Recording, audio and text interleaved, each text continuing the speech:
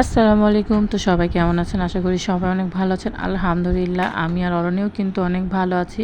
তো আজকে কী খেয়েছি চলেন সেটা শুরু করা যাক। এই তো সাদা ভাত, লেবু নিয়ে নিয়েছিলাম আর আজকে কিন্তু শসা নিয়েছিলাম।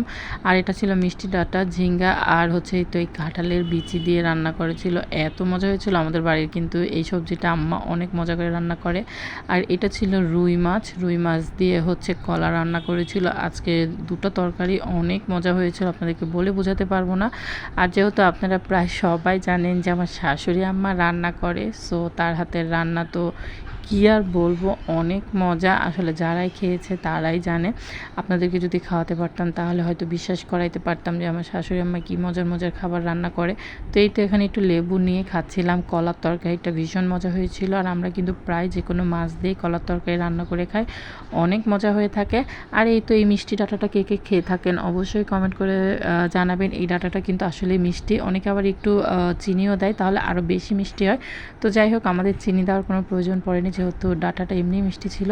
তো সবাই ভালো থাকবেন। আর আমার শাশুড়ি আম্মা কিন্তু এখন একটু সুস্থ। তো দেখা হবে নেক্সট ভিডিওতে। আল্লাহ হাফেজ।